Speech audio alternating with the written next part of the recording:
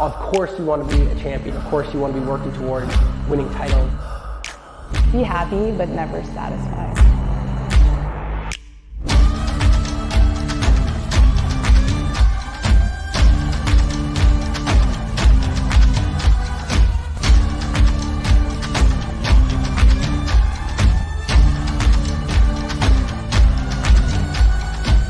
Better than ever.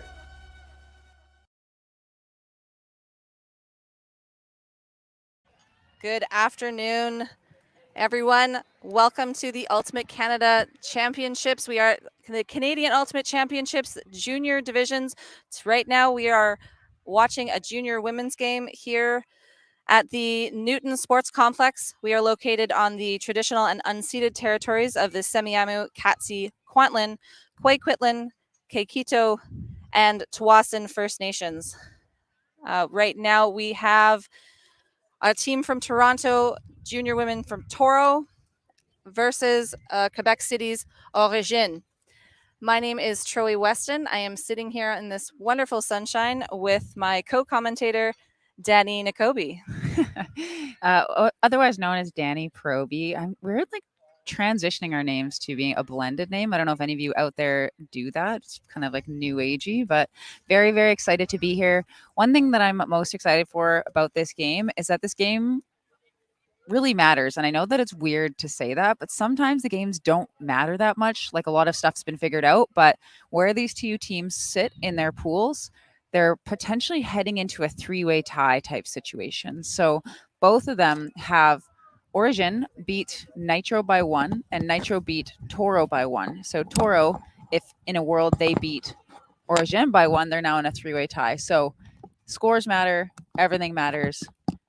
We are excited to be here. And I mean, it's hot and it's windy, so it's going to be whichever team wants it more. Absolutely. It does definitely prove to be an exciting game. The games that they had leading up to this point, both universe point games, and both of them have come out on top on some of those universe games, so it proves that they're both already gritty. It looks like we have TORO starting on defense, getting ready for the pull.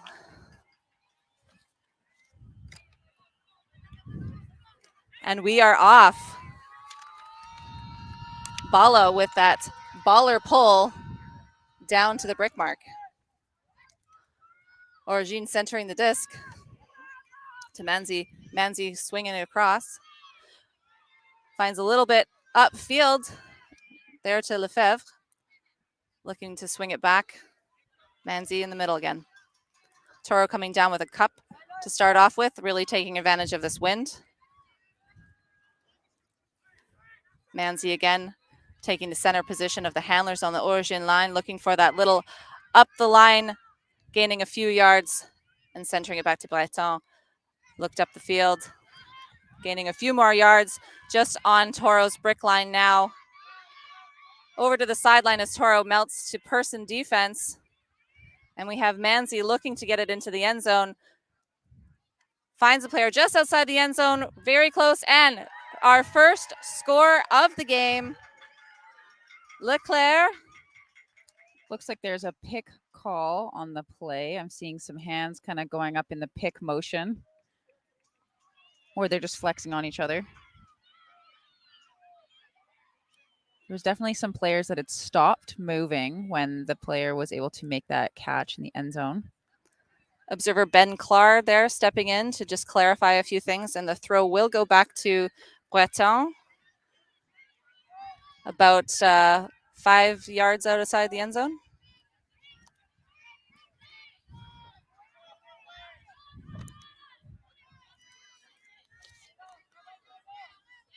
And we're back in. A nice little IO break and a backwards diving catch. And Origine have drawn first blood. The score is now 1-0.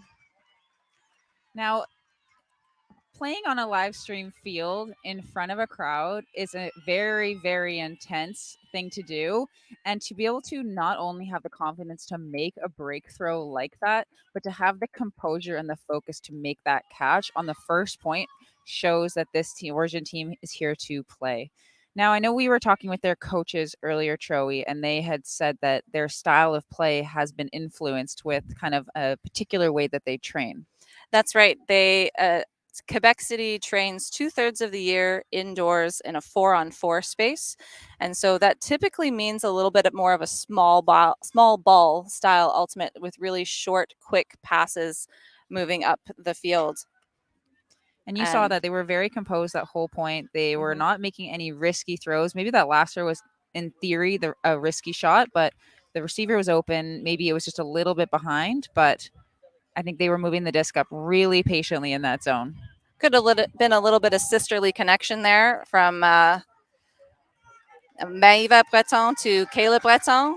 So younger sister throwing to her older sister there.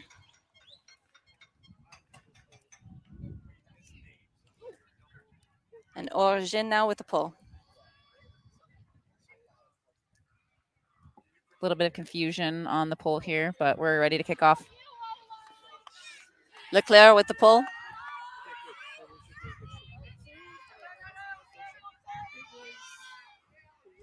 Centering pass to Shimoda. Origine putting down a cup as well, also taking advantage of the wind. We'll see how TORO now fares with the wind. Hunter on the sideline, swinging it back to Shimoda. Finding a hole in the cup, back to Bond. Norris, big hole, big gainer up there to Wood, who goes for the deep shot that's just out of the reach of Hunter. Origine will get a chance to score their first break. I like that look in general, but they're throwing kind of right into where the wind is, and any frisbee or disc that goes a little bit higher is going to get picked up there. So that's just a tough throw. You got to get a little bit more inside edge on that in order to make that flatten out. TORO opting for the person defense on the turn. Enrique with the disc right now for Origine, looking for something upfield, kind of goes for a Hail Mary pass. It does not come back in line, and the observer is calling a stall down. A lot of times you'll see that with a team's defensive line's offense, where especially if they're just playing zone and the cutters are maybe people that were just in the cup or something on a turn, they're just tired. And it's hot out here, so oftentimes you don't get the looks that you normally would get at the beginning of the day. And that is definitely the low side of the field, where you want to push people because they are throwing directly into the wind, upfield, crossfield, any way they have to throw, it is into the wind. And that's a dangerous spot to be in.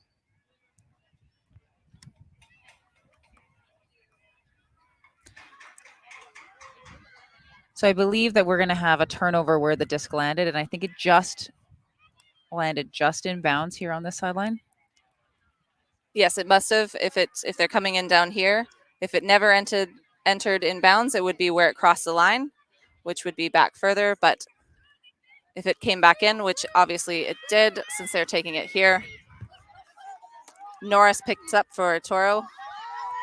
Looks for the long bomb right away. And TORO comes down with it. An excellent read by Wood there and throws it into the end zone. TORO on the board, 1-1. I believe that was to Bond for the goal. So TORO escaping getting broken by sending a deep disc to some trusted receivers. So we had that throw come up from, who was it? Norris was the huck there from the sideline. Norris, 27, just trusting the teammates to make plays, and it worked out.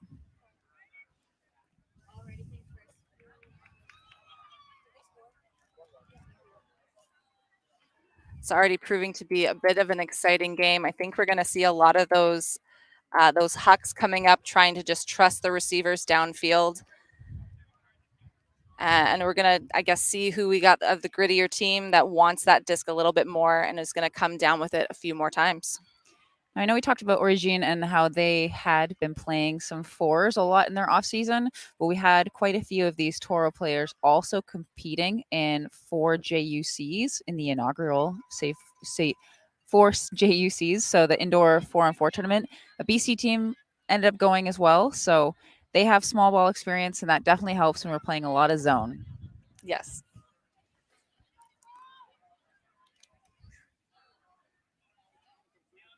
Do you think we're going to see another zone look on this defensive line, Danny? I wouldn't be surprised. Bala with another big pull, but sails out of bounds. So Origine will get to bring it to the center of the field.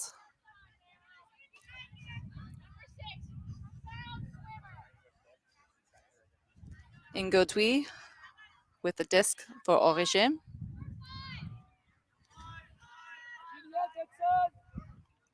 Oh, a different zone. We have a different zone look here.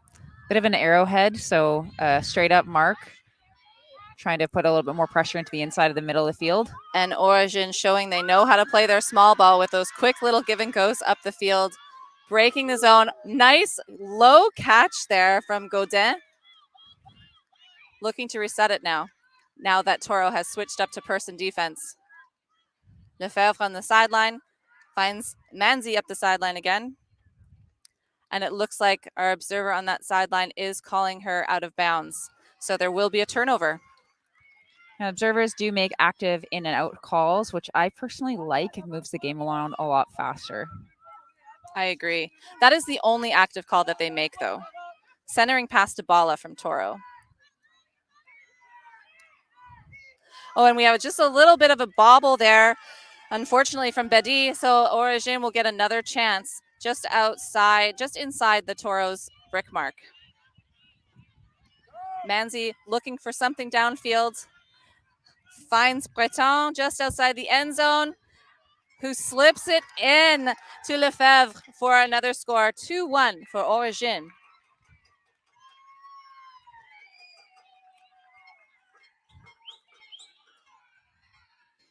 Now, Breton doing a lot, Kayla Breton rather, doing quite a bit so far in this game. I've been already really impressed with maturity. We've seen quite a few games today where a lot of the throws are really rushed and often too far in front of the receiver. Whereas I feel like here we're seeing a lot of people making nice touch passes right to where the person is running. It helps a lot, because I think in the open game I was watching before this, there were just too many layouts, and that means there's going to be too many people cramping. And I mean, they're not masters players yet, but it does pay a price on your body in the long term of a tournament. So being able to be patient, and then when you get that opportunity, taking advantage of it pays off in the long run. Absolutely.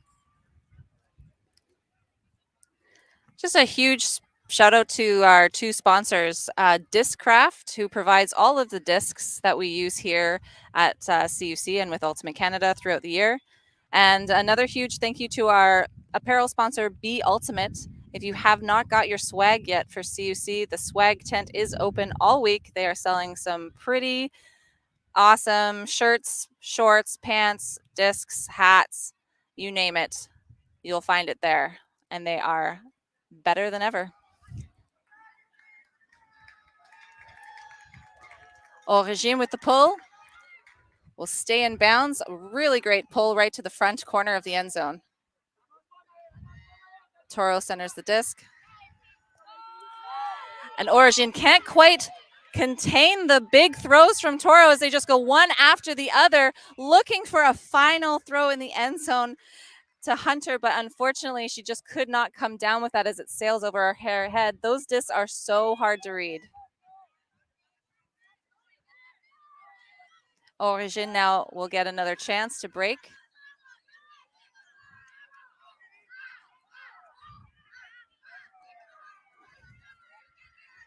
Leclerc looking for something up the field, finds a break pass up to the sideline, and another little huck down the sideline to Le Chaussee. And our first break of the game, Le Chaussee to Dufour. Origine have a break on the board.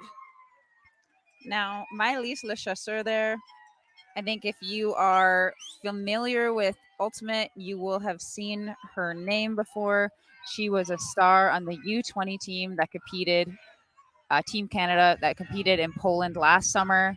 She's known for her big skies and her big layout Ds, but here she's showing us that she can throw perfect throws on a dime on a platter for her teammates. She was also actually the injury reserve player for U24s this year as well, and she's still in high school. That is an impressive resume already. So first break of the game, pretty exciting. TORO calling a timeout to regroup quite a little bit, and I think that oftentimes is all teams need. Not only does it allow your team a chance to kind of catch your breath and get your O-line a chance to kind of maybe have some water, but it also might put a bit of a damper on Origine's momentum as well, because they're feeling themselves, they're feeling good, they want to get back out there and get another break. Now they got to wait. Yeah, it's a really smart move from the team that like kind of gets down a break to just cut off that momentum. We're really seeing that both of these teams can play in the wind right now, though. We just had a couple of unfortunate turns from the TORO players, but both of them are currently playing some good small ball, but also still looking for those opportunities downfield. I'm a very big fan of teams that huck it. I'm very biased. I just think it's really fun, exciting ultimate. I like dinking it, like dink, dink, dink, dink, dink, and then huck. It makes it really exciting as an observer or as a watcher of the game. And I think TORO's choice there to send it deep was the right choice. But again, going this direction, the wind is a little bit trickier. I agree. They really took advantage of moving that disc quickly and trying to get it off. And Origin wasn't able to contain in the zone. And it was just that last pass that maybe should have gone to one side of her or the other rather than directly over her head, because those ones are the hardest to read. But other than that, I really do feel like TORO made the right choices there. So. Yeah, that's very common. You'll see a lot of people wanting to throw to where the person is rather than putting it out in front, and it's definitely a skill to put it out in front of somebody. Yeah.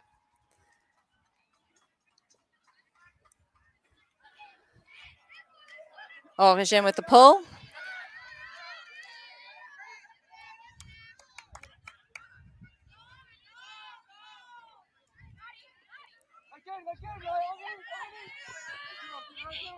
Norris with the huge huck again, but just sails over the head of Oaxaca. Can't come down with that one. Origin picking it up on their own goal line. They have an entire field to work it upwind to score this break.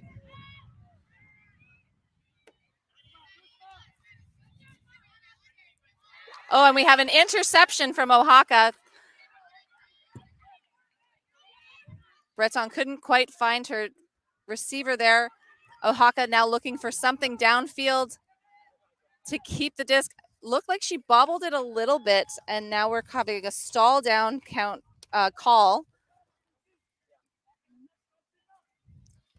The observers having a little bit of a chat themselves so that if the players do go to them and need their advice or their ruling, they're ready to go. And then we've got Ben Clark and Sandra Hansen on the observing team today.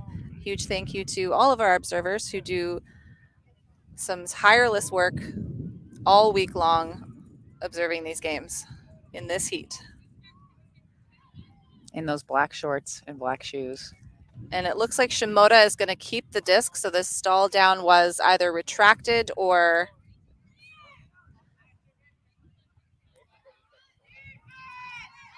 Shimoda looking downfield, finds Oaxaca in the end zone. We have double happiness. Oh, do we? One observer calling it in. They may be discussing it. And it is in. It is in. So a confirmed double happiness for Chichi Oaxaca.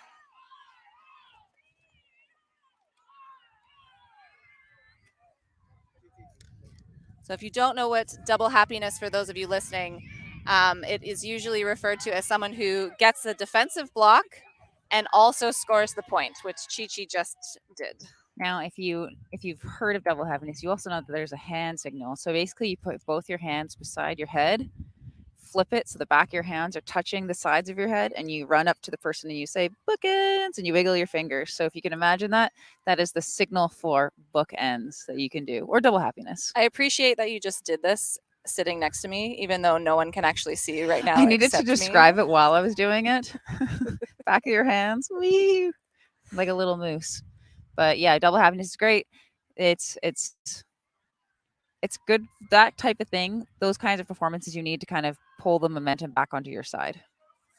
Now, I want to give a little bit of a shout out to the TORO coach, Emma, who you've actually coached with before, Joey, but I she have. is now the head coach of the U20 women's team. So if you are watching this and you are wanting to try out for the women's team and you're at nationals, make sure you go say hi, introduce yourself.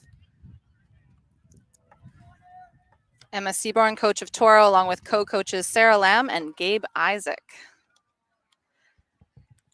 On the Origine sign, we have Vin Ngodui, Pascal Dufour, and Susie Dufour.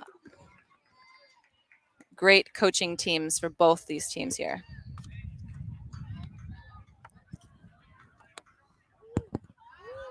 Great upwind pull from TORO. Sails past the brick line. TORO coming down in person defense. Oh, a bid from Oaxaca. This one, Ugochi Oaxaca, fun fact, twin sister of the Chichi who just had the double happiness. But Origine maintains possession of the disc.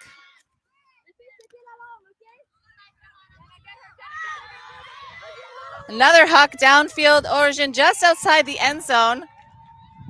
Great read there from Asselin.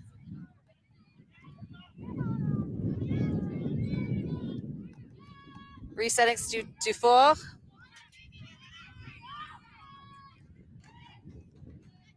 And back to Jourdain. Again, just outside the end zone and punts it up the line, inbounds. And that is up. Point. That is a point for Origine. It is 4-2.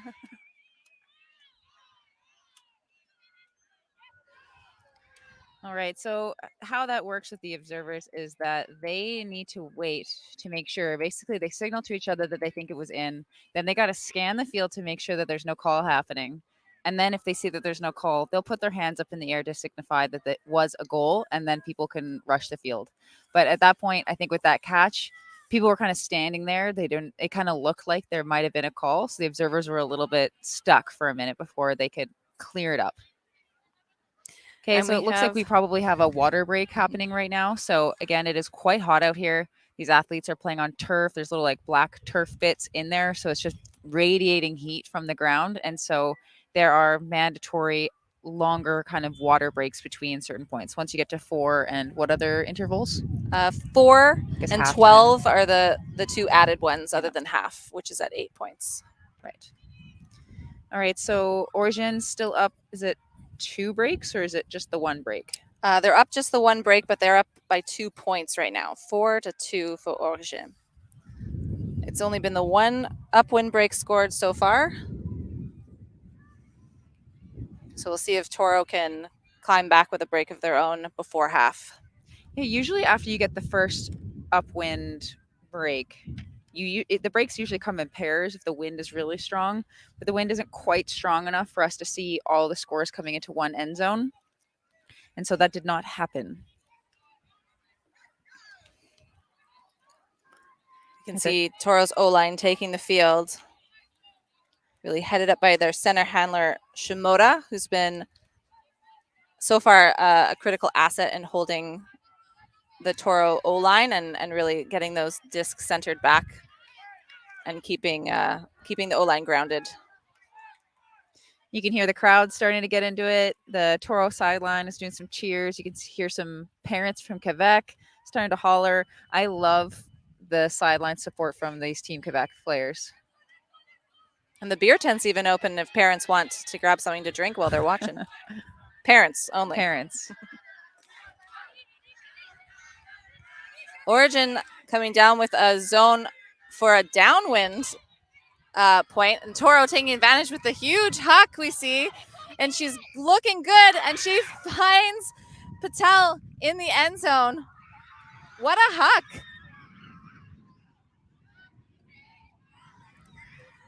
It's interesting that you had just said they're putting on a zone downwind and then an immediate throw deep and an easy pancake catch at the back of the end zone. Downwind zone is very challenging because you really have to get in the way of those hucks very quickly and to keep it contained to the the other team's half of the field. That is exactly why most teams don't throw an upwind zone on, because of exactly what we just saw, what TORO just showcased and took advantage of. Do you know who it was with that huck? I have the number written down here, but I can't remember. I think it was Addison Wood, but I could be misremembering. It was a beautiful huck from the far sideline to stunning. the center of the field, nice and leading, really easy to catch. Where we're sitting on the field, it is quite hard to see all their numbers. Plus, it's just very, very bright. So we will make some errors along the way, but in general, we're perfect. So it's okay. That's true.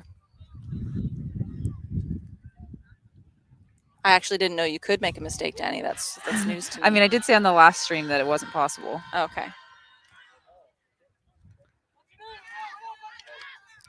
Leclerc with the disc again now. Huge huck again. Both teams really looking to huck downwind, but an interception from TORO. And TORO will fight back. Forbes with just a pass that's slightly out of the reach of Weatherup. So Origine will get this back. Enrique picking the disc up.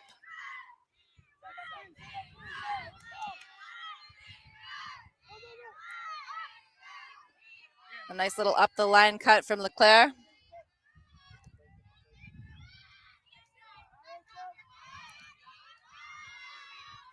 The TORO putting a good defense there, forcing an over the top pass, but an amazing grab from Enrique.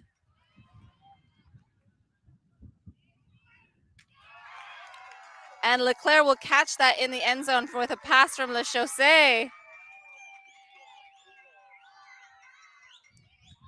5-3 for Origine. I'm very impressed with how clean this game has been so far. And like for it to be the third game of the day in the heat with the win, I know it's a broken record, but the fact that there's just so many clean holds is just a testament to like how focused and determined both these teams are. What Danny means by clean is that there's been no turnovers. So a clean point is one with no turnovers. So if you have a clean O point, that means you started on offense, you didn't turn the disc over, and you scored it. I mean, even though there was a turnover there, it wasn't completely clean. But for my standards at this tournament and some of the streams I've seen, this game has been exceptionally clean. I would agree with you there. There was there was one turnover per side. And I think that's not bad. That's really not bad at all. Pretty darn good. So normally, if you don't know this going at home, you typically put, in this level anyways, your stronger throwers, offensive players on offense, but they also typically end up being your stronger defenders too. So if you're starting by receiving the disc, usually it's your strongest 7, in theory. And the team that's pulling to you might have some of those strong 7 players on it, but they also have some players that are just relentless defenders that might not be quite as talented with the disc. So it is harder for them to score in general. Origine pull just sails a little bit out of the bounds, so TORO will get to bring this to the middle. Norris picking up for TORO.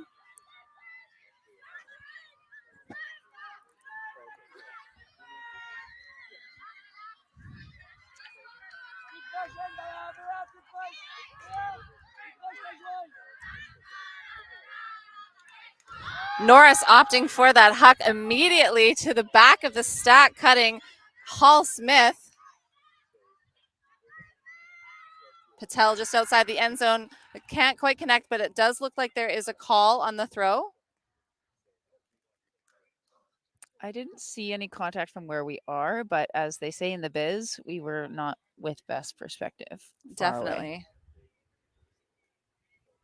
Looks like the observers are just chatting about what they saw. And then they will come over and ask the players to clarify what they're calling and if there's a contest or no contest. So the players can opt to go to the observers or not. The observers are often there just to clarify what the rule is and to facilitate a discussion, and they will not make a ruling unless the players ask them.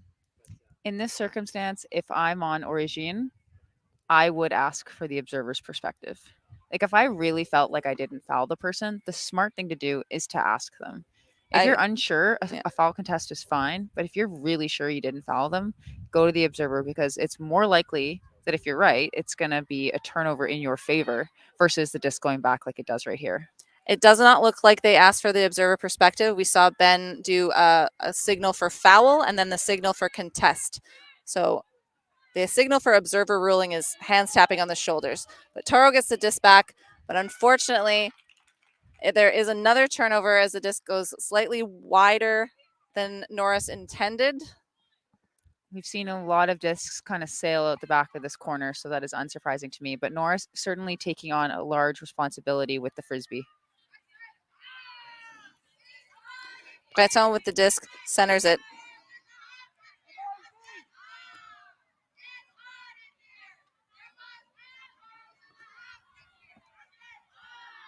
Manzi, a nice little break pass up the field to Lefebvre. Manzi on the sideline to Breton with the huge huck. Coming down with it, Nadeau.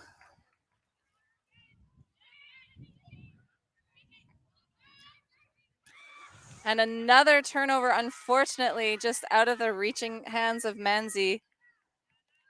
So TORO will have another chance to score this downwind point. Norris with the huck. This time it connects with Hall Smith on the sideline.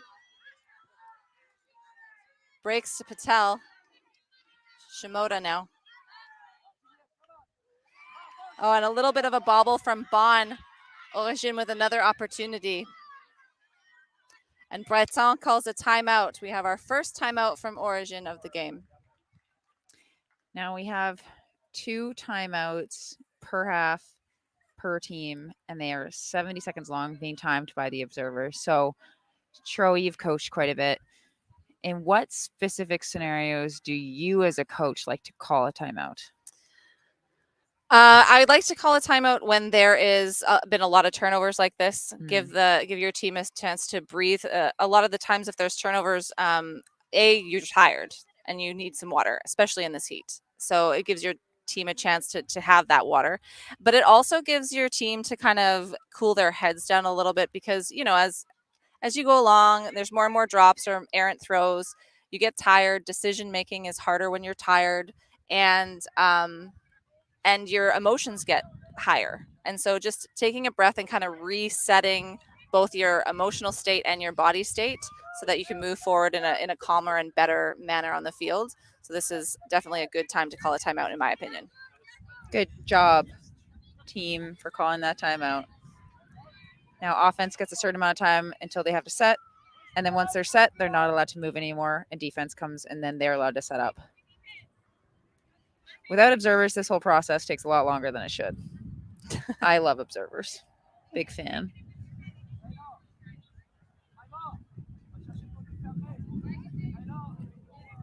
We have Chichi Oaxaca on defense, Caleb Breton with the disc.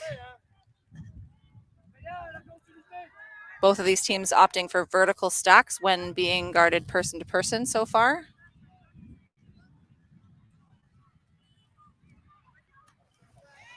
Breton, so sisterly love their connection with the big huck against a Nadeau, who reads it well and catches that one in the end zone.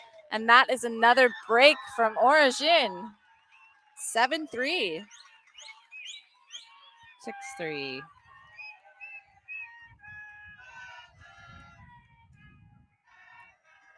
So that's Breton's, Meva Breton's second assist of the game. I really loved the way that offense just looked right there. It all happened because the person who picks up the disc is able to get off a nice break throw, which allowed the entire offense to be open down the field. So if you're a junior and you're listening to this and you want to know what you should be working on in the offseason, it's touch break throws. That is such a huge asset, not only in juniors, but beyond. As you get into older adult play, it becomes a necessary thing that all players need to have. But at juniors, right now, it's a gift. That small thing opened up the entire offense for their team.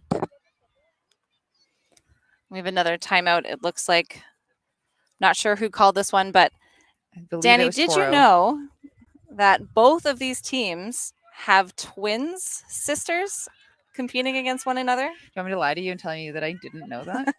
I did. Wow. That is pretty rare. I feel like it would be fun to put all the twins on all of the teams onto one team and send them to a tournament and just freak everybody out. That would be It is very actually funny. like quite hard to play against identical twins. It is. Especially when they go like numbers like 22 and like 23 or 22 and 33. It can be challenging to coach them too. Yeah, I'm sure. I don't know if I've coached. Oh, I have coached identical twins. I've coached the Jeff Bell's kids, Tessa and Daphne Bell. Oh, nice. They're starting to not look as similar. You know, you get your own personal style and stuff, so it is easier. But I definitely play coached the similarly. Thompson twins back in the day. Oh, That was a yes. very long time ago. That was the last year that CJUC was still co-ed before it split to open and women's. They're pretty good players, I guess. Yeah, not bad. Hi, Helen and Becky. Shout out. Come back to Canada, please. But on both of these teams, the twins on both teams have actually done an outstanding job at contributing a lot to their team. The Breton twins on Origine and the Oaxaca twins on TORO. So they're both standouts players on both teams. So that's pretty something special as well. They say that there's 3 or 4 Bretons total. 3. There's the twins, and they have an older sister on the team as well. And then there's 2 La Chasseurs as well, and they know they have 2 younger sisters that also play Ultimate. So it's a family affair in Quebec. Whoa, a very close D from Enrique, but TORO hangs on to it. A little diving catch from Oaxaca. Looks like there's just been a minor injury getting up, but it looks like she's fine. Centers to Bala. And there is a call on the play. Definitely a bit of confusion on the field, but we have a couple TORO players on our sideline with us, and they're having fun. They're doing some TORO cheers, having a good time. I got a thumbs up. Go TORO.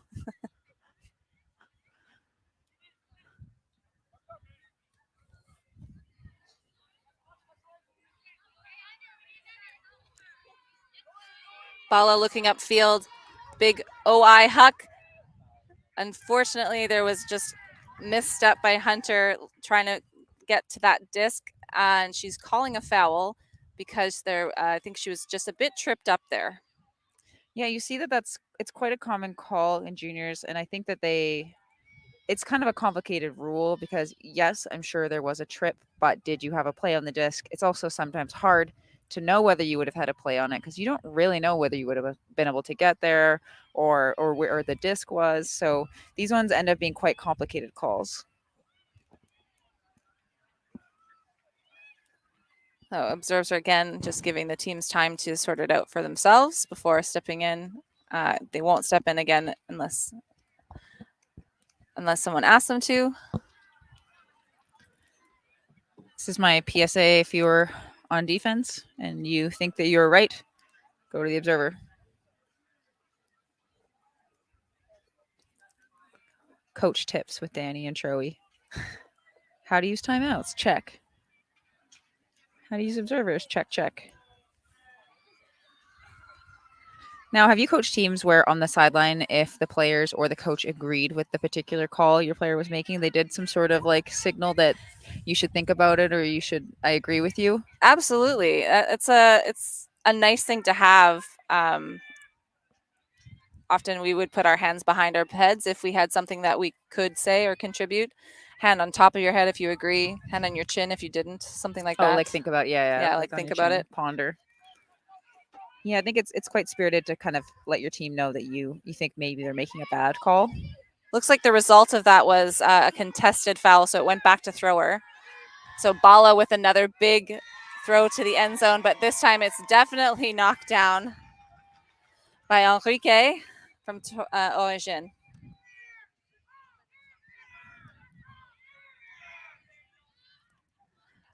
Nice little IO pass back to Enrique. Jordan with the huck to Chardonnay, who brings that down. Lebonte streaking to the end zone, but Chardonnay does the smart move, looks back for the handler, but Enrique's throw just a little too low to the ground. Bala with the big huck again, and a second interception from Enrique.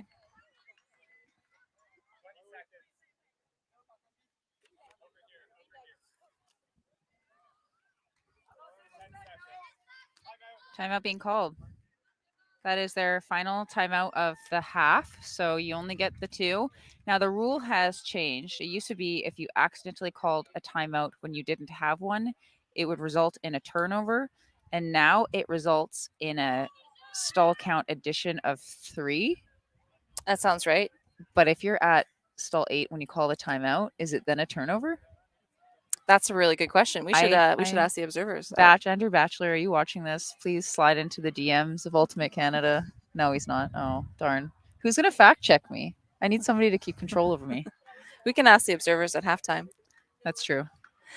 Now, for those of you wondering what those little orange bean bags that the observers carry and throw out on the field randomly are, those are used when the disc crosses the out of bounds line on the sidelines, and so that the observer can mark where the disc crossed the line. So if you're on the field and you're unsure of where to bring the disc back in because it went out of bounds, just look for one of those little observer orange bean bags, and that's where you can bring it back in. Originally, I thought that those were the observers, like the stress toys, maybe like a squeezy thing. When I first saw them, I just thought that they were having the little stress toy thing. I thought it was football, like a foul in the play, a flag is thrown, Oh, yes. Yeah. Okay, Enrique picking up the disc for Origine.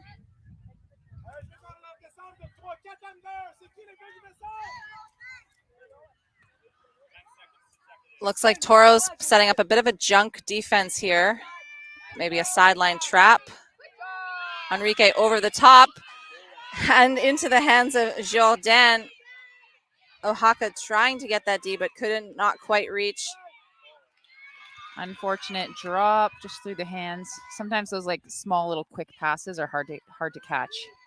You have to be careful to put enough spin on those in the wind. You want to put just a little bit of touch, but it's very difficult.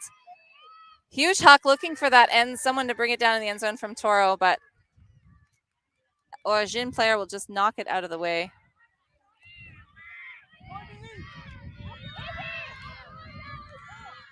And we're really seeing the effects of the wind and I think the heat. It looks like the women on the field right now are getting a bit tired, looking for slightly maybe more rushed throws and rushed decisions, but trying to do some fast breaking, but just needing to focus a little bit more on fundamentals.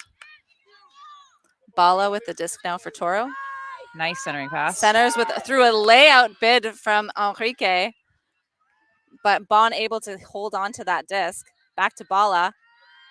Bala looking for the end zone again, just bounces out of the hands of Weatherup. Seems like Bala's first look is that huck and that deep end zone look each time. Every time, just slings it, wanting our teammates to make a play. And it looks like TORO is opting to play in a little bit of a zone again. Danny, what are the advantages of a little junk look like this off the first pass on a sideline? Yeah, because if Origine has any kind of set play or thing that they're really comfortable doing, obviously Origine is quite good at throwing and they're athletic and like to go deep. And so this allows TORO to be able to put their biggest player deep. So it takes away that threat, puts a lot of pressure on the throws. Obviously, we're seeing that people are struggling with throws a little bit right now. So more throws is better. Wood with that D, but unfortunately TORO can't convert. And so Origine will get the disc back, looking to tap it in quickly, move it up the field as quick as possible so that TORO does not have time to set that defensive zone again.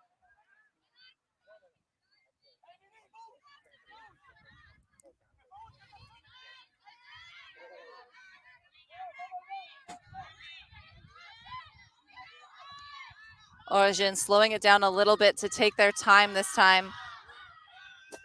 Leclerc looks for that huck, decides against it.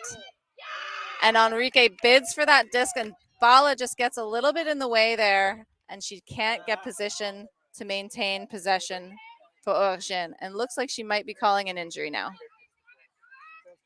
Okay, coaching question again for you. We got to take advantage of the fact that we're both Absolutely. here. If you're Toro, do you forcibly change one of your players too? Because one player goes off with an injury, the other team is allowed to sub one person as well. 100% I do, especially in a point this long. You cannot have a pair of fresh legs out there from your opposing team and not put a fresh pair of legs on yourself. You have to take advantage of being able to put on a person from your sideline that's not been playing for the last 10 to 15 minutes and isn't tired. Especially when Origine puts on their U20, U24 player, Mylis Lechasseur, as fresh legs. Yeah, that would do it. Are you of the same mind? Yes, yeah. absolutely. And I Yeah. know that can be really hard on some athletes that are really wanting to stay on the field. But if you can put on one of your offensive players when you're on offense, absolutely, I'll do it. You just got to get them used to it. Throw to Bond for a gainer this time. Back to Bala. You can tell she wants to huck it. Instead, she finds Hunter. Little gainer. Back to Bala.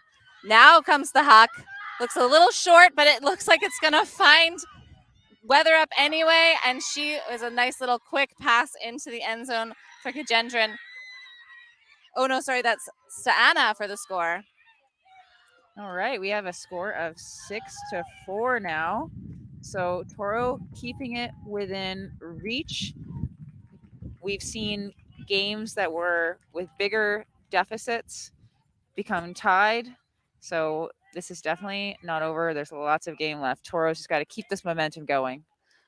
I have a question for you this time, Danny. Yes. What is the biggest deficit you've either come back and won from or started up and lost from? I don't actually remember a big one to start up and lose by a lot, luckily. But okay, this one doesn't count because we didn't come back to win, but we did. From my perspective, I felt like we were one bad call away from tying it. But this last U24 cycle, we were down 4-10 in the semifinal, and had a call to like bring us to 11s. So that would have been one of the bigger deficits to come back from coaching. That's a pretty big one. I 6 points. Yeah. Yeah, I can't imagine in adult club there's any big ones. I know Traffic was up 3 breaks on Brood Squad at US Open and ended up losing that game. And that's pretty unusual in adults. But I feel like in juniors, you do see it a lot more, like 4 or 5 point swings. Mm-hmm. I'm going to ask you the same question next point. All right, I'll be prepared. Kagendran with the pull for Toro. La Rochelle. Over to Manzi. An interception from Merrill. Toro with a chance for their own break. Bala picking up that disc. Will she huck it again? Of course. Yes, she will. And lucky enough, she has a good receiver, Hall Smith, able to read that well and bring it down just outside the end zone. Oaxaca. Oh, that's Bala. Pardon me.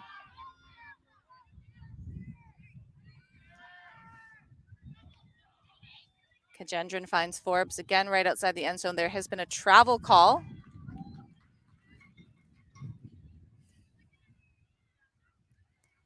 Now, I know that there's some new stuff with traveling as well, where you're not necessarily just supposed to call every travel that happens. There has to have been a perceived advantage gained from the travel. So if you throw it and your foot just like lifts a little bit, but it didn't actually get you away from the mark, you're not really supposed to call those ones anymore.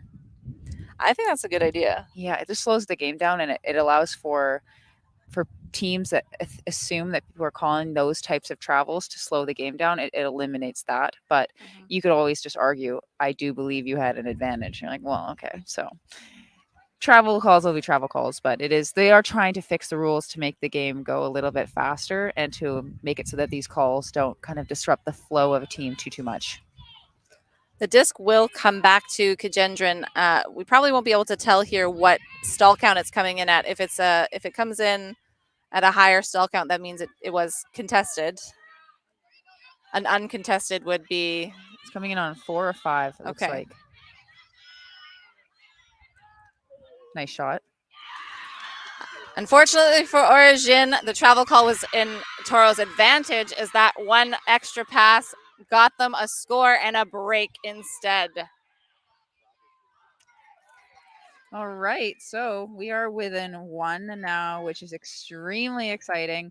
I have said this multiple times on the broadcast already, but I don't have a particular horse in this race, so to speak, but I do like close, exciting games. I love it when it feels like it means something, and I think it's something we call like a beautiful sadness to lose a tight game, or it's like a divine happiness when you get to be a part of something that everybody on the field wants so badly and means so much, and it's just such a unique, wonderful opportunity for these young athletes to be a part of a game that it has this kind of momentum and weight behind it. I've never heard those terms before. I really like that. Beautiful sad. It's like when you lose your final game with a team that you love, and like, you know, it's better to have loved than lost than never to have loved at all.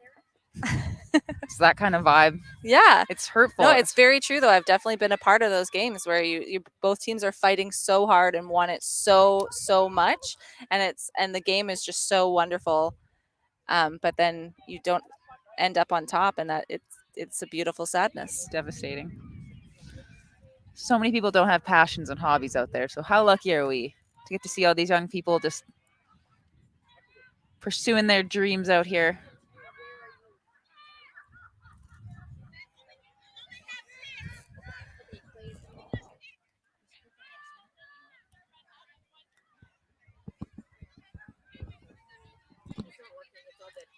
Origine not quite getting 7 players on the line, just having to make sure they have enough players on the line before TORO can pull. And that's Bedi with the pull.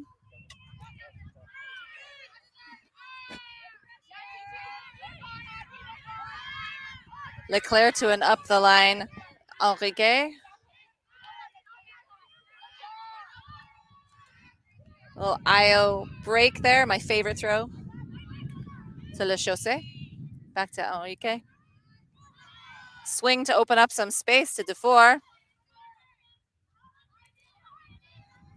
You're seeing some really nice patience from the Origin offense right now, really not trying to force anything upfield.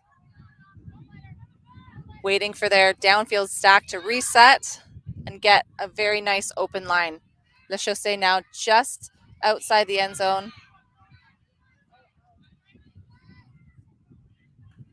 And there was a foul call before the turf disc. Was there a foul also on the throw, though? It kind of looked like there was an arm in the way. It might have been. Again, hard to see from where we are. So it would be offsetting fouls, or what do they call it? They have to deal with both of them separately.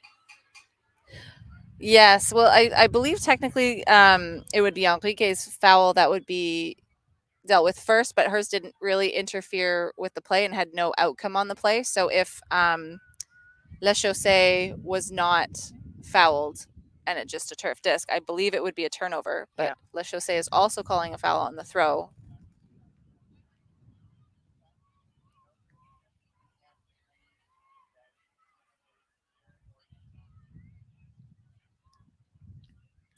So the observer is explaining the possible scenarios that if you contest, this is what happens. If you don't contest, then this is what happens. And then if you can also come to him for a ruling.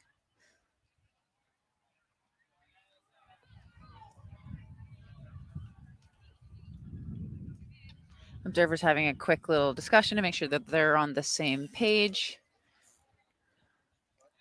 Sometimes if one of them didn't see exactly what happened, they'll check in with the other one to see if they saw what happened.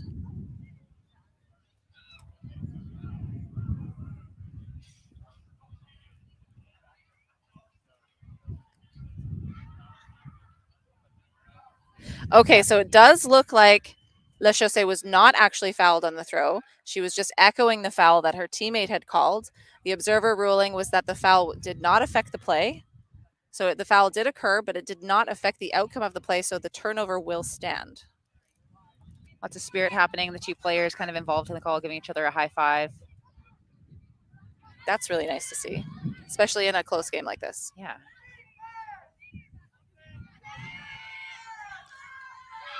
Norris with the throw and a beautiful catch. Contested catch again there to Oaxaca. I think Weather up with that first contested catch. Back to Norris. An Io Huck downfield. Oh, and it will be a contested catch. If it is a tie, it does go to offense. And it looks like Origine is calling that an offensive disc. That was an So incredible Toro, grab. Yes, it was. She was behind her and just came out in front. That was Bond with that catch. Now looking for Toro to clean up their end zone a little bit. Norris knocking on the door. An overarching throw to Oaxaca, and Toro tie the game. We love momentum shifts over here. Oh gosh, this is exciting. I think there's nothing more than I love than games that are basically like universe type games. This is a very exciting game. If you're just joining us now, we had Origine with a first break kind of early on in the game, and then another break fairly shortly after. Toro down by 2. And Toro just in the last part of this first half has come back with their own 2 breaks now to tie the game. So we're going on to a universe point for half right now. I feel like Origin, from what I'm seeing, is playing a little bit more of a technical style of ultimate. Like they're trying to work more dump swings, like they're being a little bit more conservative with their choices. Whereas Toro is like, you know what, we're going to ride the hot hand and we're going to boost it and let our athletic players come down with it. And it's just 2 totally different approaches. And right now, Toro has all the momentum in their corner, and Origin needs to regroup a little bit. If I'm Origin, I would have loved to have another timeout right now, but unfortunately they have none left, and they just have to rely on the momentum changing based on the full efforts of their players going out there and doing it. There were a couple times there that I would have liked for Origin to send it deep. We had Mylis Lechasseur like hunting in the end zone there, and the throw didn't come up. I would have absolutely have thrown that. If you have like a receiver that you know can sky people and can box people out, just may as well just let them cook. Bala with the pull. Enrique playing a little small ball there with Breton. Oh, I got my wish. You did get your wish. Breton with the huck to Nadeau.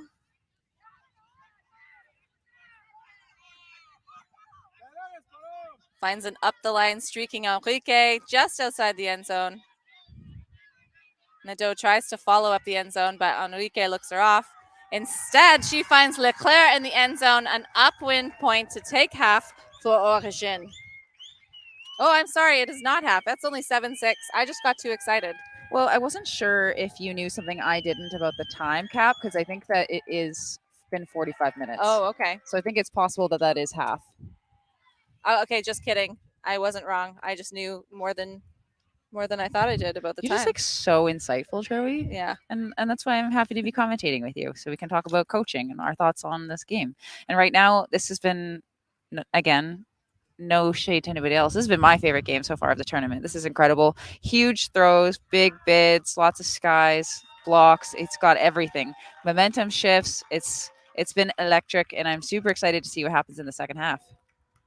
The only thing that could possibly make this better is if I were over in the beer tent. Same. Do they have cider there too? Like the beer makes my stomach hurt a little bit. You know, I'm not sure. We should check on that. I sometimes prefer a nice cold cider as well. All right. Well, this has been a very exciting first half. We'll take a little bit of a break and we'll be right back for the second half.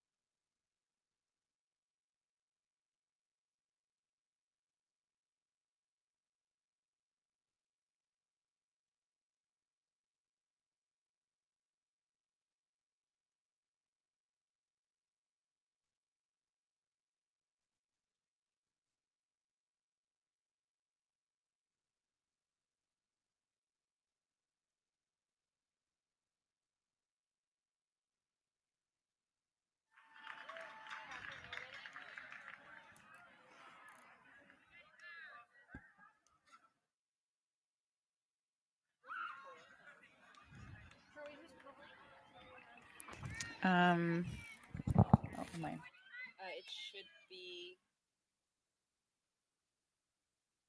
Origine pulling.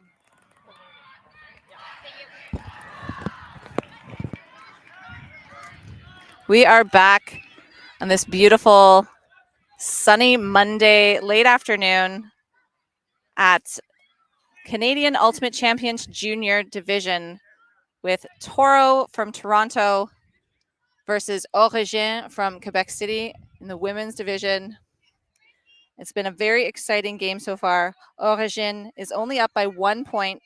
It went to time cap for our halftime, so the score is 7-6 right now, and there's been 2 breaks apiece.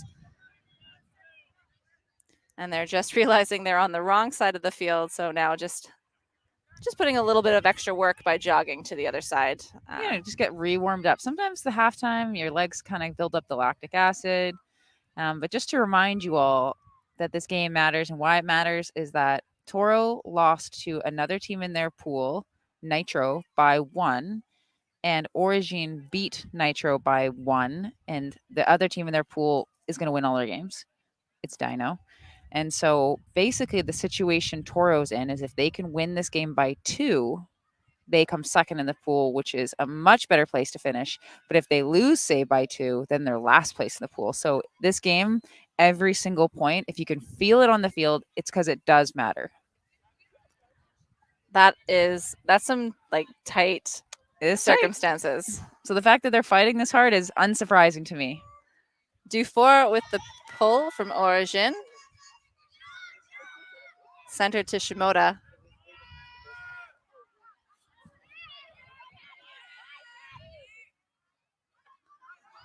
Shimoda up the line to Hall Smith.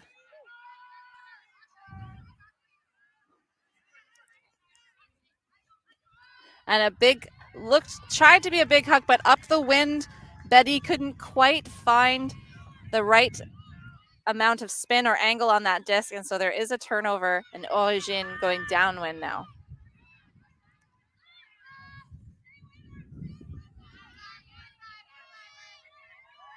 That's Breton, another Breton up to Dufour.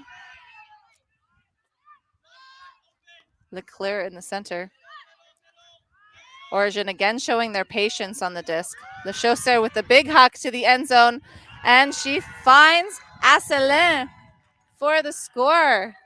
That was just such nice touch put on that throw, and I know that we've been talking about people kind of struggling with the edge on some of these or the weight on some of these throws, but the Chausser just takes that extra second, makes sure of it. That was a beautiful, beautiful offensive point there. I think a lot of people underestimate the amount of skill that it takes to throw a downwind touch throw, because typically when you're throwing in the wind, you have to put so much spin on it going upwind, and then going downwind, you actually want to take a little bit of the spin off of it and have a little bit more touch so that it doesn't just go zipping by all of your defenders. And when I did say offensive point, what I meant to say offense, that was actually a defensive point for Origine. That was a D break right off a half. Yeah. That's nice. So momentum back in the court of Origine out here. So TORO, you've shown us that you can do it. I believe there's so much time left. Just give us a universe point game. Come on, give the fans what they deserve back home. One thing that I would maybe try doing if I was Origine against this TORO offense is it's clear now to them, it should be anyways, which of these TORO players like to put it. And some players you're like, oh, well, they're not connecting. We don't care if they huck it. But there have been some players that are connecting with people deep, and maybe you'd want to change the force on them a little bit because that's kind of been their entire offensive play. Breton with the upwind pull for Origine. Looks like ball is picking up. And we're seeing a zone look again. Bala with the huck. Didn't even look like she had anyone deep, but what an amazing catch from Weatherup. That is a trust your receiver throw right there. Bala now outside the end zone with a quick lunging backhand throw for the score to TORO. What did I just say? It's like, that is literally the player I meant that they should change the force on, and then that happened. And I mean, to be fair, like the teammates around them, they're popping off. They're making really athletic plays to be able to ring these things in. But we need to find. I would go straight up, to be perfectly honest. I go absolutely straight up as hard as possible on that player. Just don't let them huck it. Absolutely. It's Bala been has very exciting. hucked almost every disc that she has touched, And I would almost say. every single one has been completed. It's incredible. It's incredible. And Origine has still not quite contained. Although, to be fair, in that last huck, she had no receiver. There was no one there. And to me, Weather Up came out of nowhere and just read that disc like her favorite book and put it right into her own hands. Yeah, Weather Up is making some incredible catches out here.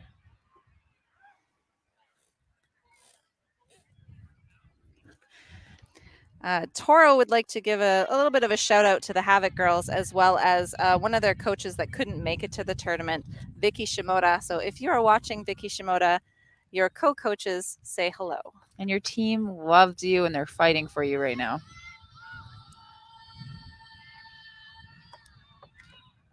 Those nice floating pulls can give the defense such an advantage because they give them time to get down, and then the offense doesn't have a first free pass. But Enrique showing she doesn't need a first free pass.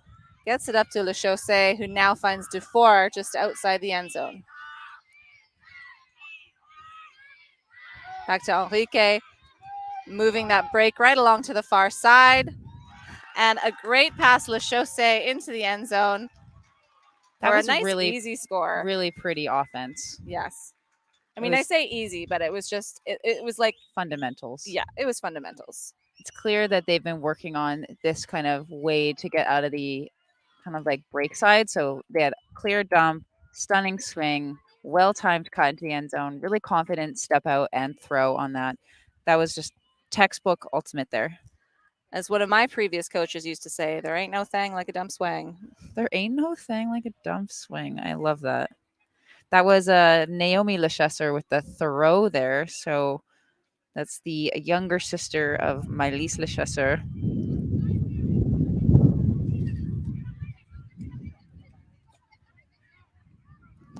So we have a score of 9-7 right now. There's been little baby runs and little breaks here and there, but in general, we've been kind of trading-ish. So it's been a really great game. This is a really great matchup. One thing I do want to say about this TORO team is that a few of them actually competed, I think, in the open division last year for fours. So we had Isabel Norris or Izzy Norris play for stud. And we also had Addison Wood playing for stud. And I also believe Asha Hall Smith. So they've been playing all over the place. Origine with the floaty pull, giving their cup time to set up. Weather Up now. Unfortunately, just not enough lunge in that to keep that disc off the ground. So Origine, Manzi with the disc. Looks like there's a little bit of a call on the play. Origine player might have been stepped on by accident. It happens.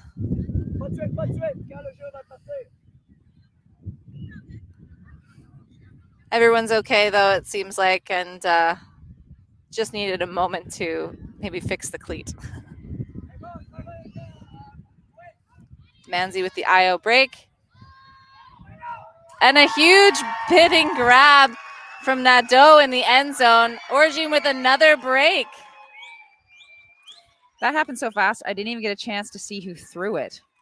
Disc was tapped in, and then it was boom, score. The cleat has also come off here on the player. It's a nice bid. You know, when you bid like that, it's because it's a little far. You can probably stay on your feet to catch it, but it feels just a bit safer to leave your feet, pancake catch it, and just cradle it kind of like a football. You know what they say, you should always catch with two hands whenever possible. Like your one-handed grab should only be if it's impossible to grab it with two hands. And we've seen a couple of girls throughout this game going for that one-handed catch when they could have caught it two-handed, and it gets pushed away, especially in wind like this, because you never know if the wind is just going to change the disc's trajectory just a tiny bit, and that's enough to make that one-handed catch pretty much impossible. Yeah, we saw this especially last night in the showcase game. There's also a lot of people trying to catch with their thumbs either high or low two hands, and it was quite a bit more blustery yesterday. So whenever there's a strong wind or it's gusty, if you can catch pancake even, or like crocodile or whatever you want to call it. What do you call this one? Pancake? Pancake. Yeah, if you want to catch it pancake, that is definitely the safest way to catch when it's windy. Look at us. Can't get away from coaching. Everybody at home, go practice your pancakes. Your pancakes and your break touch throws. Here from Team Canada coach Danny Proby. Fun fact for all of you, Troy was actually going to coach me on a Team Canada, but it got canceled back in the day. Aw, silly COVID ruining plans. Would have been fun. That would have been fun. Troy only picked me because I play like her, touch break throws. Smart, conservative. I picked you because you're a fantabulous player, which we're going to get to see later in the week. Very excited for that. Yes, I am excited to play. This will be my third nationals this year. Played in masters, commentated juniors, and play in seniors, which has been very fun. I like not really having a real job, being able to just be around Frisbee all the time.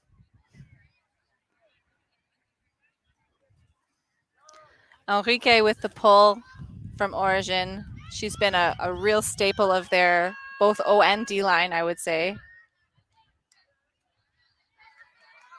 Bala, Origine's Cup trying to contain Bala's big throws, and it looks like they will do it, but there might have been a call.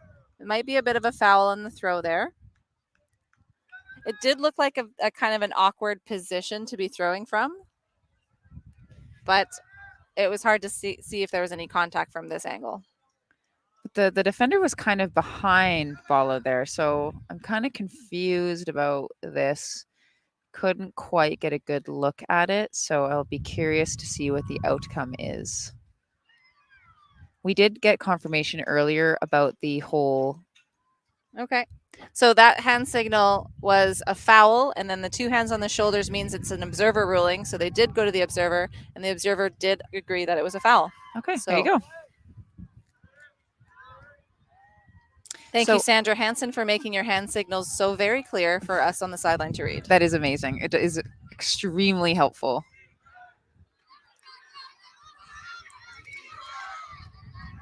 LaSalle, again, I think that was one of those one-handed, you could have gone for a two-handed grab there, unfortunately. So Origine centering the disc to Leclerc, back to Enrique, and a nice quick score. Excellent timing from the stack there to La Chaussee. The baby one. That was a really, really great give and go movement by, was it Enrique's? Mm-hmm. Enrique, like just blasting up the line, is immediately throw and go on the flick, which is a skill you don't see often in juniors, to be able to throw that forehand to the open side. Your defender is putting on a flick mark, so they're now on the wrong side of you, and you already have 2 steps on them running up the open side. So we saw a big up line being gained, and then a nice throw into the end zone to Naomi Le Chasseur. I got to say that Enrique has gotten quite a few Ds and some big gainers for Origine this game. This is her first assist of the game, and she doesn't have any goals either. But I've been saying her name. Oh, so this is her second assist, pardon me. But I've been saying her name so very often. It feels like she should have more stats on the board. Probably more hockey assists? Yes. Or what do they call them? Assisty assists? There's another name for them. Second assist in hockey. Oh, second assist. Okay. Yeah. Well, hockey assist. I think the hockey assist is a good term, though. I think a lot of people call them that. So it kind of feels like the win is slipping out of Toro's hands at this moment. I'm not going to say that they're out by any means, but they're currently down 11-7. So it's a bit more of a hill to climb right now. It is a bit more of a hill to climb, and this hard cap is going to be going off in about 10 minutes. So if Toro wants to score, guess what they got to do? Pick it up and boost it again and again and again. Luckily, they've got Shimoda going to pick up the disc. We've seen her boost it a couple of times. Bala taking a break this time, so we won't see a boost from her. The zone seems to be working well for Origine. They've been able to capitalize in a few turns, so they are putting it on again. Patel down the line to Wood. Back to Patel. Weather up. Shimoda. Up to Patel again. Handler's working it well, but just too low, unfortunately, for Wood to hold on to. So Origine forcing TORO to pass it so much works in their favor, and they opt to boost it, but Weather Up says, not in my house. And she knocks it down. I'm absolutely loving this sideline. They're only allowed to have 2 players on the sideline where the camera is, but there's these 2 players from TORO that you can't tell they're down by 4. They're screaming. They're like helping their teammates out so much. They have so much fire. That's Morel and Filippetti there. Okay, Manzi looking for the end zone. It looked like Shimoda got a little piece of that disc. And a little bit of a hand block there to keep TORO back on offense and then give them another shot. Sometimes a little D like that can just really boost your team's morale. So we'll see if it works in TORO's favor right now. I know you're just talking about Nat Morel here on the sideline, but she actually holds a national age group record as a top swimmer for her age. Wow. So knows how to compete. That's amazing. Well, it looks like Origine's zone worked well for them, forcing a backwards pass into their own end zone that was incompleted. So no Origine knocking on the doorstep, looking to make the score 12, and they will call a timeout. Danny, why would you call a timeout in a situation like this? I mean, I wouldn't, but I know a lot of people will, because it allows everyone to kind of calm down a little bit. And I think I said this before, that with juniors, I think they're less experienced at going from being highly emotional, fired up on D, playing zone, to having to be calm, composed in the end zone. And sometimes you can just sense that you're like vibrating at a frequency that's too high, and you need everyone just to calm down a little bit. So maybe you want to call a specific end zone play. I like calling some weird stuff in the end zone, but if I'm TORO, I'm like, sweet. Now all my defenders are going to be arrested, and I'm going to poach. This is very true. Did I say anything that differs from what you have as a perspective on this? No, I don't think if I were the handler picking up that disc, I probably wouldn't have called a timeout. And maybe if it was a really quick disc, like everyone was milling about and trying to get into position. But by the time she went and walked into the end zone, walked back to the front of the line to call that disc, it seemed like her team had already had a good amount of rest time and time to set up. And that's really why you call a timeout, is to like give your team time to set up. And they already were. So I kind of agree with you. And I'm not quite sure I would have called a timeout there as well. But there's always things that could be happening on the field that we don't know. Like maybe you're right. Maybe she could sense in the air that her team was just feeling a little jittery and they needed just an extra second, because they put this one in the basket, and that's some good momentum they're keeping. Ooh, a little bobble, but Manzi holds on to it. Unfortunately, I think that the timeout worked in the defensive favor this time. They were able to get their legs underneath them, and just they had a little bit more grit to put some pressure on. Calling a double team here. I was actually just about to say, it does seem like this zone has been quite close this game, and you're only allowed to have that one person within 10 feet of the thrower. The other 2 people can be outside of that, marking the thrower, but as soon as they're in that space, they need to be guarding another player in that space, and there aren't any there. So obviously the person with the disc must have called double team or asked people to back up. They didn't sense that they were being backed up. Now the observer is getting involved. So if they don't back up and drop a count, then it's a violation. Shimoda. Oh, that was a great catch. And the observer is calling it inbounds. Addison Wood with towing the line there. That was amazing. A little piece from the defense. Bond keeps a hand on it. Back to Shimoda. Gets it through the middle of the cup. Gets that space that TORO needs. Weather up, bombing it downfield. Pretty nice looking throw. Yeah, that was a really nice looking throw. Just I think the wind caught that a little bit too much. Wood couldn't quite get there. Can we talk about that catch for a second, please? That was incredible. That toe the line. That was an incredible catch. Manzi now looking downfield for Origine. Ngodui. Too much of a wind up there on that throw. Got a little too excited. When you see a receiver that you like super open, sometimes you get too excited. Patel centers to Weathercup. Little over the top throw to Patel. Keeps her cool with a closing mark. Wood. Shimoda. Back to Patel. Finds a break through the cup to Bond.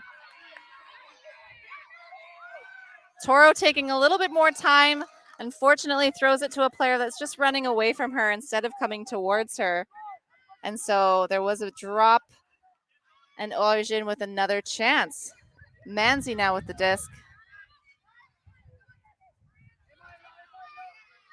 Ngodui. Lesard, but a pick was called, so it will go back to thrower.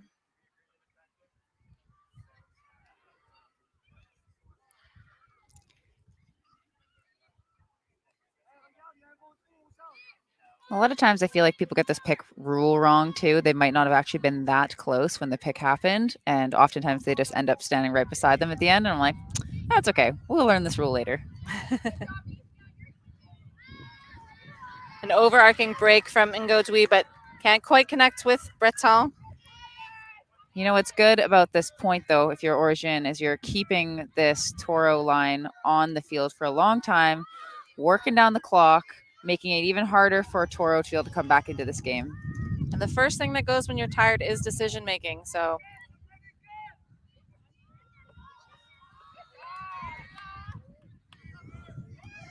oh, what a bid. Ngodui with a huge layout. D.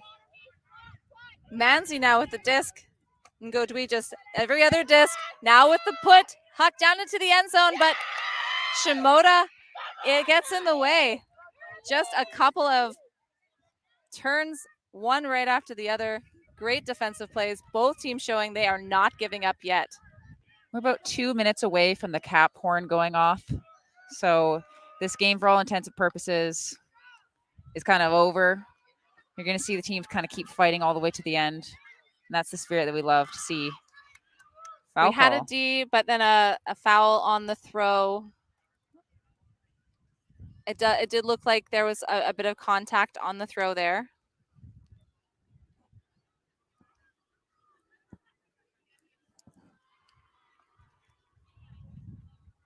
Players are discussing it, which is good. The observer just steps in. A lot of times people think that the observers are coming in so fast and they want to make a ruling. That's actually not the case. They're just coming in so they can hear the dialogue so that if they do go to the observer doesn't have to ask for a recap to catch up on where they are now. I know that there's some debates about people and like feeling like observers are refs, and that's kind of against the historical nature of Ultimate. But when I was coaching overseas and we had advisors and not observers, I can tell you I missed observers with my whole entire heart. Having somebody that can settle a dispute is just so helpful. I agree. I do prefer observers over game advisors as well. Le Chaussee now with the disc for Origine up to Ngodui. Looking for Manzi, quick little dish pass over the top. Manzi into the end zone for Le Chaussee, putting Origine at 12 near to the end of this game. Wouldn't be surprised to hear the horn go off. Oh, there it is. As if on cue. So they do not need to finish at this point. Do they need to finish at this point? No, they're done. They don't have to. The horn goes off. There's no way TORO can win this game. So I think they're going to have a little bit of a conversation. Because I think in theory, that means that at the end of this point, it's over. Yes. Yes, because for those of you listening, a point starts basically as soon as a goal is caught. So as soon as a goal is caught, the next point will start. So it's not when the pull goes up like you might think. It's actually the time in between the points counts towards the next point starting. Looks like we're calling it a game. So we have that as the final score, 12-7. So it looks like Origine will finish second in their pool. Nitro will finish third in the pool. I believe TORO will finish fourth in the pool. So we'll see Nitro and TORO dropping to play teams coming up from pool C and D. And then we'll see Origin playing against other teams in pool A and pool B in some crossover games. That's going to be exciting games tomorrow. So Cannot please wait. join us again tomorrow. We have 4 more games on the live stream coming at you, another 2 open and another 2 women's. This has been Danny Proby and Troy Weston, or sorry, Danny Nakobe and Troy Weston. Sometimes I still forget. Well, it's not legal yet, so. For Ultimate Canada at CUC Junior. Thank you so much for listening, and we'll see you on the fields. Bye.